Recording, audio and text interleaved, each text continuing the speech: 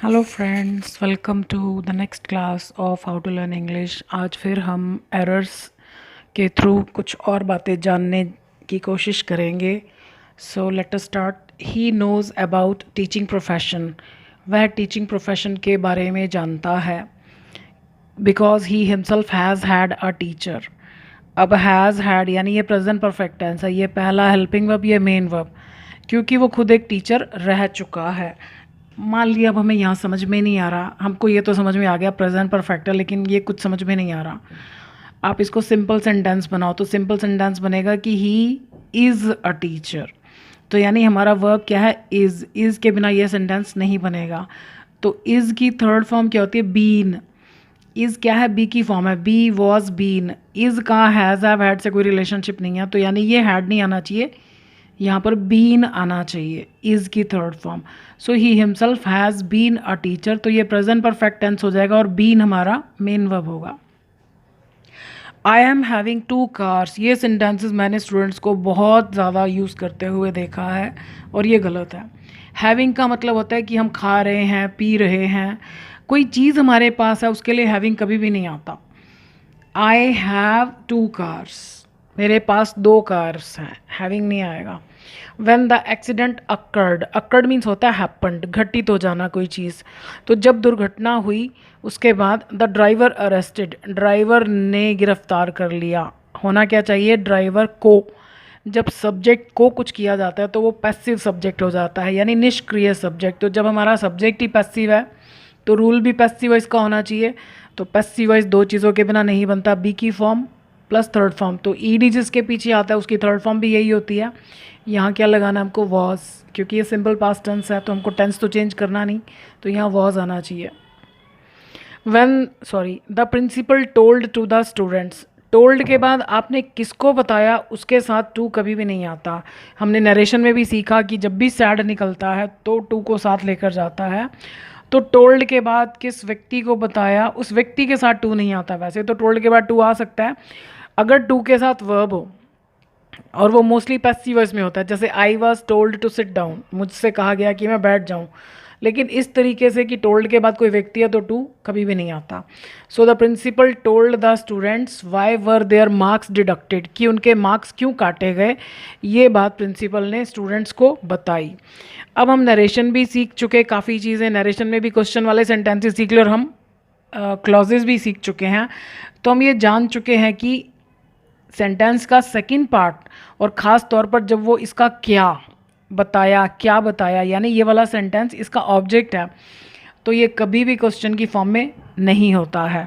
So why their marks were यहाँ आना चाहिए, ये why their marks were deducted, कि उनके मार्क्स क्यों काटे गए थे, ये प्रिंसिपल ने उनको बताया। The train is neither on time nor was on time.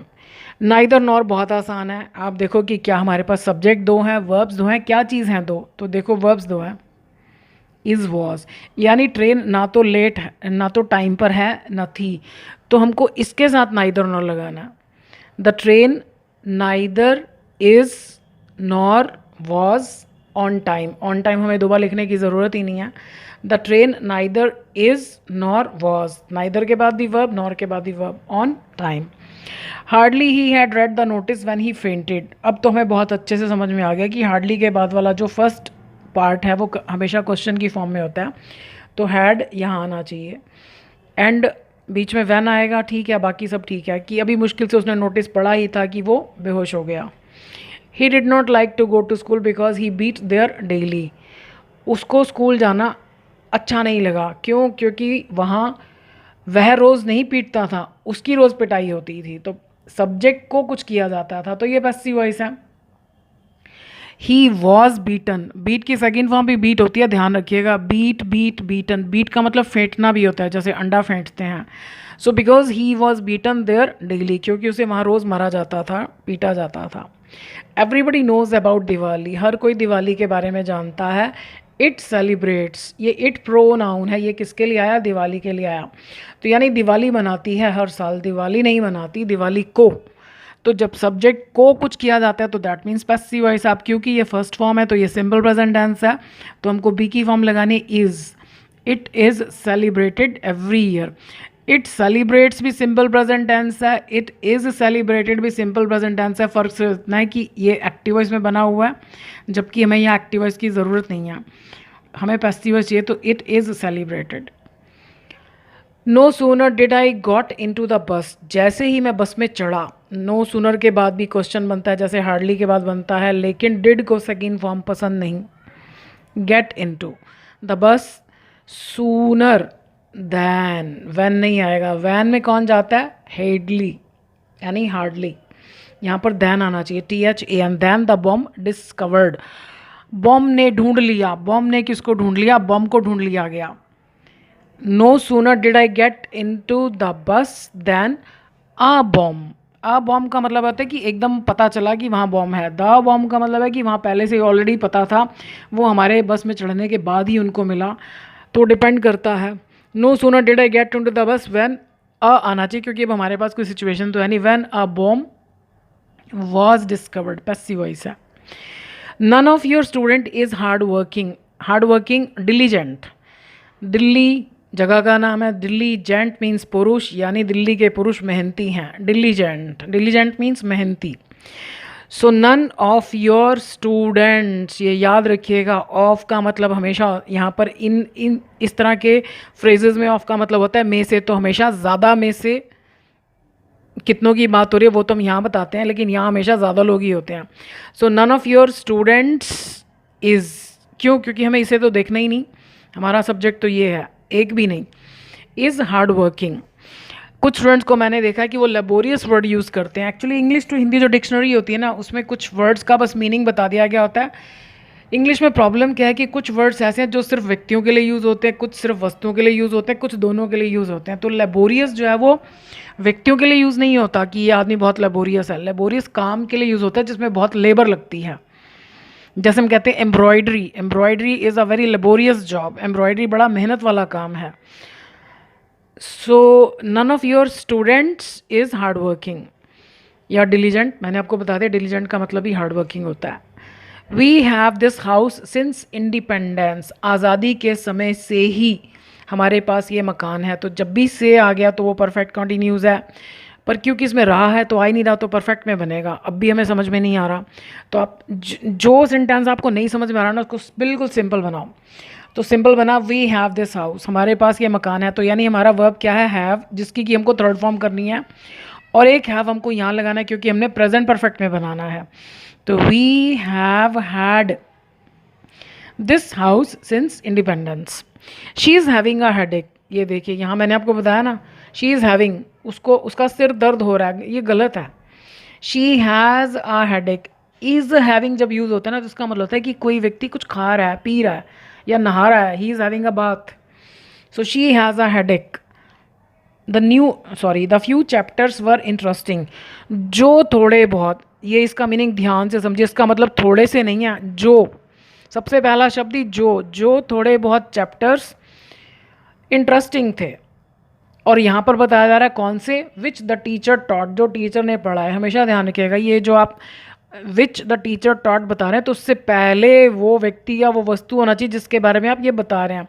अभी हम बता किसके बारे में रहे हैं, चैप्टर्स के बारे में बता रहे हैं, तो ये सारा कुछ यहाँ आना चाहिए, और ये वर्ब इंटरेस्टिंग को आगे खिसक जाना चाहिए, तो यहाँ पर आएगा।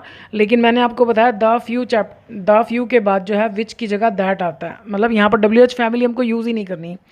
द फ्यू चैप्टर्स, तो यहीं पर बताना है कौन से chapters, that the teacher taught, ये यहाँ आएगा। उसके बाद हम बोलेंगे वर, इसका बचा हुआ हिस्सा वर इंटरेस्टिंग, यानी जो थोड़े बहुत चैप्टर्स टीचर ने पढ़ाए वो बहुत इंटरेस्टिंग थे। Before 10 minutes ago the thief see in the police station, 10 minute पहले चोर पुलिस स्टेशन में देखता है। बिफोर और एगो दोनों का मतलब एक ही होता है। अब एगो कब आता है, जब हम प्रेजेंट में बैठे बैठे पास्ट में चले जाते हैं, और बिफोर कब आता है, जब हम ऑलरेडी पास्ट में हैं और फिर उससे थोड़ा और पहले वाले पास्ट में चले जाते हैं। I give you an example, yesterday I went to a market. Yesterday I went to a market for the first time. I had never seen that market before.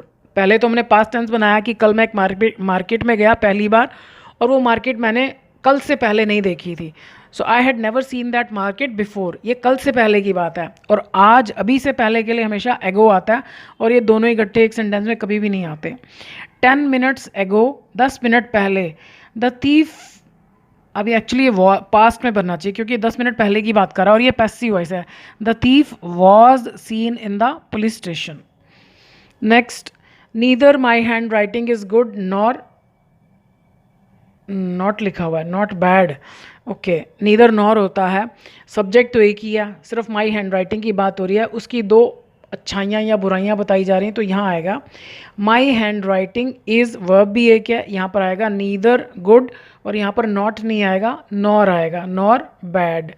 So my hand writing is neither good nor bad. जितना ज़्यादा mistakes को ध्यान से देखोगे उतना ही ज़्यादा English को ठीक तरीके से सीखोगे। सो अभी के लिए इतना ही। Thank you for watching this video.